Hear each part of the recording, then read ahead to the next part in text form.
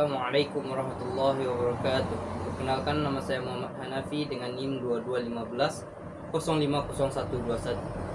Baik, pada kesempatan kali ini saya akan menjelaskan mengenai tentang al-asil dan ad-dakhil serta relevansinya dalam metodologi penelitian tafsir modern. Al-asil berasal dari bahasa Arab yang artinya asli, murni, atau berasal dari sumber yang sah. Dalam ilmu tafsir, al-asil adalah penafsiran Al-Quran yang bersumber dari dalil-dalil yang autentik dan dapat dipertanggungjawabkan menurut kaidah keilmuan Islam.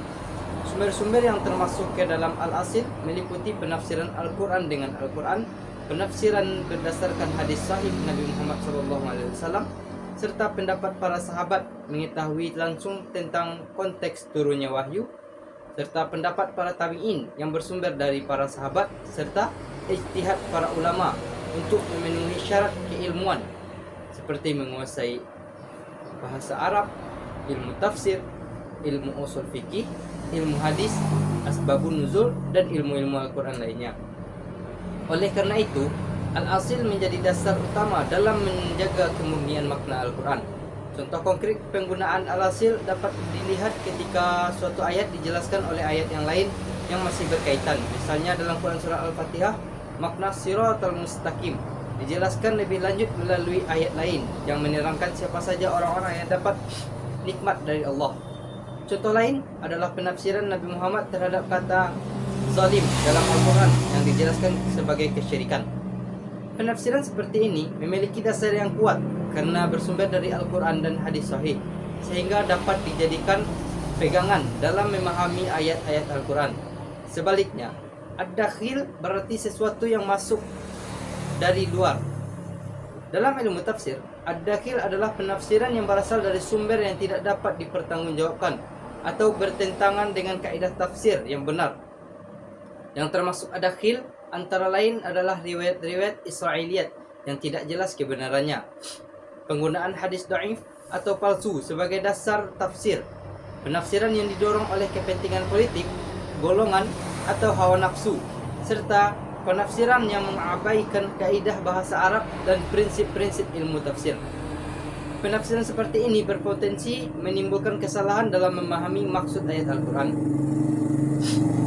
Contoh ad-dakhil ditemukan pada kisah-kisah yang menjelaskan secara rinci tentang ukuran bahtera Nabi Nuh, atau cerita-cerita yang hanya bersumber dari riwayat-riwayat Israiliyat tanpa adanya dalil yang sahih.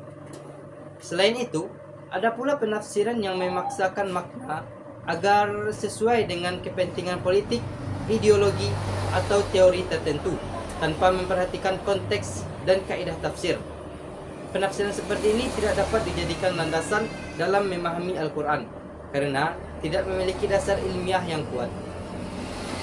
Menurut saya, penggunaan metodologi penelitian tafsir modern seperti semiotika, semantika, dan hermeneutika dapat memberikan kontribusi positif dalam mengembangkan kajian tafsir Al-Quran.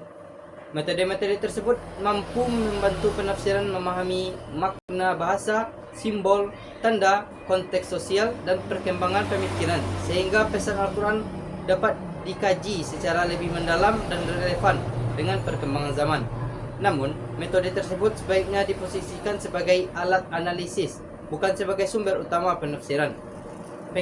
Penggunaan semiotika, semantika, maupun hermeneutika akan tetap berada dalam koridor al-asil apabila hasil analisisnya tidak bertentangan dengan Al-Quran, hadis sahih, ijma' ulama, dan kajian bahasa Arab. Sebaliknya, apabila metode tersebut digunakan secara bebas sehingga mengabaikan tafsir yang dari Rasulullah, pendapat para sahabat, atau memaksakan teori modern untuk mengubah maknanya, mengubah makna ayat sesuai sudut pandang tertentu, maka penggunaan dapat dikategorikan sebagai ad-dakhil. Oleh karena itu, penelitian tafsir modern perlu menjaga keseimbangan antara pemanfaatan pendekatan ilmiah kontemporer dengan tetap menjadikan sumber-sumber tafsir yang autentik sebagai landasan utama. Dengan demikian, al-asil dan ad-dakhil merupakan dua metode konsep penting dalam metodologi tafsir. Al-asil berfungsi sebagai menjaga kemurnian otoritas penafsiran Al-Quran, sedangkan At-Tafsir menjadi peringatan agar penafsiran tidak menggunakan sumber atau metode yang dapat menyesatkan makna ayat. Dalam penelitian tafsir modern, pendekatan seperti semiotika, semantika, atau hermeneutika dapat dimanfaatkan untuk memperkaya analisis selama tetap berada dalam batasan-batasan prinsip al-asil dan tidak menggeser kedudukan Al-Quran, As-Sunnah, serta kaidah tafsir sebagai rujukan utama.